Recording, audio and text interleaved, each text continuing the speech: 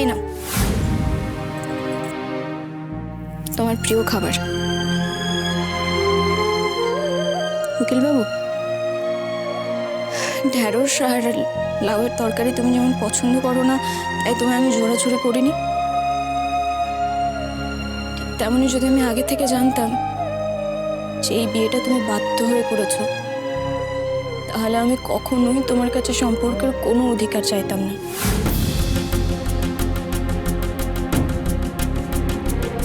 আমাকে যা বললো আমি চেষ্টা করবো না লোক, তোমার সাথে থাকার চেষ্টা করবো, কিন্তু আমি যে নিশ্চিত হতে পারছি না। নিজে নিশ্চিত না হলে যে তোমাকে ঠকানো হবে না লোক, সেটা আমি পারবো না। কিন্তু এই মেয়েটা ভেতরে ভেতরে কবে এত বড় হয়ে গেল, এত ম্যাচিউরড হয়ে গেল, বুঝতেই পারলাম না। এই মেয়েটাকে যত দেখছি ততই অবাক হচ্ছি। অরিন্দম, নোলকের কাছ থেকে এই কথাগুলো শোনা তোর খুব দরকার ছিল।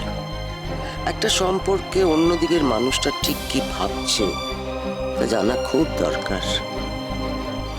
আজ নোলকের এই কথাগুলো নিশ্চয়ই তোকে ভাবাবেই।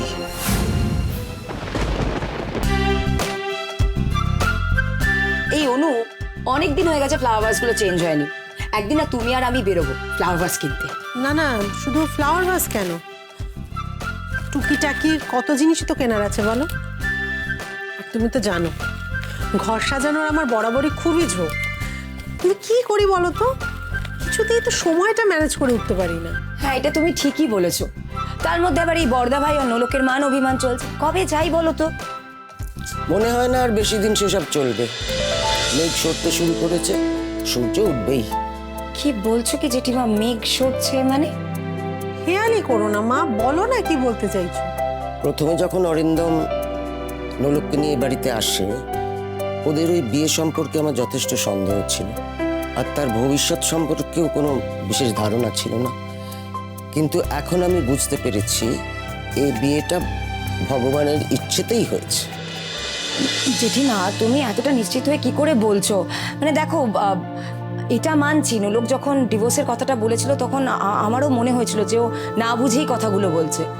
হাজারো বয়সটা খুবই অল্প, বাস্তবের সাথে যখন মুখোমুখি হয় ও নিজেকে সামলাতে পারে না, মন খারাপ করে ফেলে। কিন্তু তুমি যখন এই কথাটা বলছো তখন একটু হলেও আমরা নিশ্চিন্ত হলাম। কিন্তু তুমি আমায় একটা কথা বলো, ওদের যে দূরত্বটা তৈরি হয়েছে সেটা কি খুব তাড়াতাড়ি স্বাভাবিক হয়ে যাবে? মানে তুমি কি করে বলছো, মানে কি হয়েছে? চুলগুলো কি এমনি এমনি পেকেছে? অভিজ্ঞতা। ইনিশিয়ালি নোলক যখন এ বাড়িতে এসেছিল তখন থতমত খাচ্ছিল, মানে কারোর সঙ্গে মানিয়ে নিতে পারছিল না। কিন্তু এইটুকু সময়ের মধ্যে এটা বলতেই হবে যে ও অল্প হলেও নিজের একটা জায়গা করেছে। She is a very sensible girl. আর আই এম শিওর যে অরিন্দমের প্রতি ওর যথেষ্ট শ্রদ্ধা আর ভালোবাসা আছে। আর কি চাই? That's half the battle. বাঁচালে মা, কি যে অস্বস্তিতে ছিলাম না কয়েকটা দিন। এবার আমরা সবাই বোধহয় একটু নিশ্চিন্ত হলাম তো। এবার তাহলে একদিন আমরা চলো সবাই মিলে একটু হই হই করে শপিং করে আসি। মানে মন ভালো না থাকলে তো আর এই শপিং টপিং অত এনার্জি থাকে না বলো। এখন থেকে সব ভালো হবে। আমি অরিন্দমকে আজকে একটা দায়িত্ব দিয়েছি, দেখিস কিভাবে সেটাও পালন করে। দায়িত্ব? আমি ওকে বলেছি যে আজকে নোলকের সঙ্গে রাতে এক ঘরে থাকতে হবে, ওই চেম্বারে গিয়ে বসে থাকলে হবে না। ও যদি সেটা করতে পারে তাহলে আমি নোলককে বলবো ডিভোর্সের ডিসিশনটা চেঞ্জ করতে, তা না হলে কিছু হবে না। আজকে ওর অগ্নি পরীক্ষা, তবে ও তো সব পরীক্ষাতেই পাশ করেছে, তাই আমি চাই এবারও যেন সফল হয়।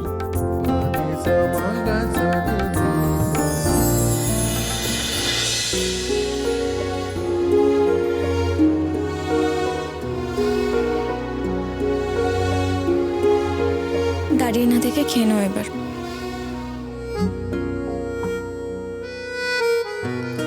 আমি এমনিতেও নিজেকে অনেক দোষারোপ করি তোমার ওপর বোঝা হয়ে গেছি বলে। এবার তোমার না খাওয়ার জন্য নিজেকে দোষারোপ করতে হবে বলো? না না না, ওসব।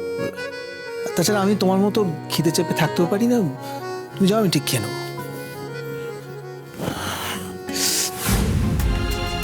এ বাবা, কি হয়েছে হাতে? কিছু হয়নি। দেখি। আরে বাবা উফ, দেখি। বলছি তো কিছু ও বুঝেছি, টেবিলের উপর তখন রাগ চেপেছিল সেটা না এটা? হ্যাঁ ঠিক আছে, কিন্তু ঠিক আছে আমি দাঁড়াও, ওষুধ লাগাতে হবে, দাঁড়াও। আর কিচ্ছু লাগাতে হবে না, আরে একটু জল দিয়ে পরিষ্কার করে দেবো, ঠিক হয়ে যাবে। শোনো, তুমি শুধু শুধু এবার না আর তোমাকে গ্রামের ওষুধ দেবো না, শহরের ওষুধ দেবো। আরে কিছুই লাগবে না, আরে সামান্য কেটেছে, কিছু নেই। হ্যাঁ, কিছু লাগবে না, কিছু লাগবে না। আমার বেলা যখন কেটেছিল তখন কেমন হয়েছিল তখন মনে আছে? আর তোমার তুমি আমার লোহাতে কেটে ইঞ্জেকশন গিয়েছিল। তো হ্যাঁ তো মানে দেখি দেখি দেখি, তুমি ইঞ্জেকশনটা পর্যন্ত দিয়ে দিয়েছিলে। হ্যাঁ ইঞ্জেকশন তো দিতেই হতো। আমার বেলায় ইঞ্জেকশন, আমার বেলায় যত সব। ঠিক আছে ঠিক আছে। ঠিক আছে, হ্যাঁ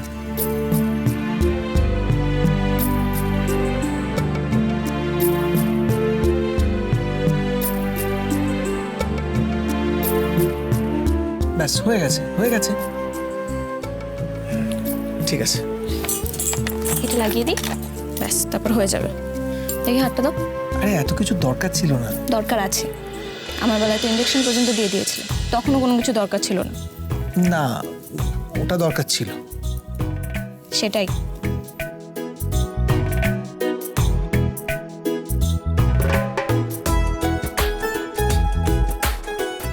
ব্যাস হয়ে গেছে, তুইও আমি খেয়ে নিচ্ছি। এই বাবা, তুমি এবার কিভাবে খাবে? আচ্ছা এভাবে কেউ বাঁধে? এভাবে বাঁধলে খাওয়া যায়? ঠিক আছে আমি ম্যানেজ করে দেবো, জানো? এই তো দেখেছো, ছাড়ো, এভাবে খেতে পারবে না। হয়ে যাবে। আমি বলছি, কথা কেন শোনো না তুমি? দাঁড়াও, আমি খাইয়ে দিচ্ছি। আরে কি মুশকিল, খাইয়ে দেবে কেন তুমি? চুপটি করে বসো।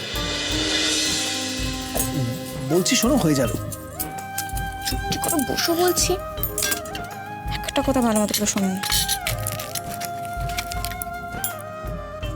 আকারো, আকারো, খাবে কি তুমি চুপ করে? আকারো। কাছে তোর যাব বলে ভাবিনি তো আমি তোমাকে পাবো। এই যেমন সেদিন আমার হাত কেটে গেছিল, তুমি আমায় খাইয়ে দিয়েছিলে। তুমি শুধু আমার প্রতি কর্তব্য করে যাবে আর আমি করব না, সেটা কি করে হয়? সফল তুমিও করো না তো? তোমার আমার বয়সটা এক হলো? এখানে বয়সের ব্যাপার কোথা থেকে এলো? দেখো, তুমি যখন আমায় কিছু বলো তখন আমি তোমার কথা শুনি, তেমনি আমি যদি কিছু বলি তাহলে তোমারও তো আমার কথা শোনা উচিত, তাই না? একটা কথা শিখলে কি করতে আমি ভাবছি। হ্যাঁ, আ করো, আ করো, বেশি কথা বলতে হবে না, খাওয়ার সময় কথা বলতে নেই। খাওয়াবে, চুপ করে খাও, বেশি আরে? কথা বলতে হবে না। আ করো, আরে আসতে দেবে তো? হয়েছে? হুম। উকিল বাবু, আমি তো বুড়ি পিসির ঘরে শুচ্ছি, আজ থেকে তুমি নিজের ঘরেই শোনো, আশা করি কোনো অসুবিধা হবে না। আমার কথাটা শোনো, তোমরা ঘরে থাকতে হবে না, আমি বলছি তো। আমি তোমায় আগেই বললাম না উকিল বাবু, সে আমি তোমার কাছে সম্পর্কের আর কোনো অধিকার চাইবো না, বরং তোমাকে আমি মুক্তি দেবো এই সম্পর্কের বোঝা থেকে যত তাড়াতাড়ি সম্ভব।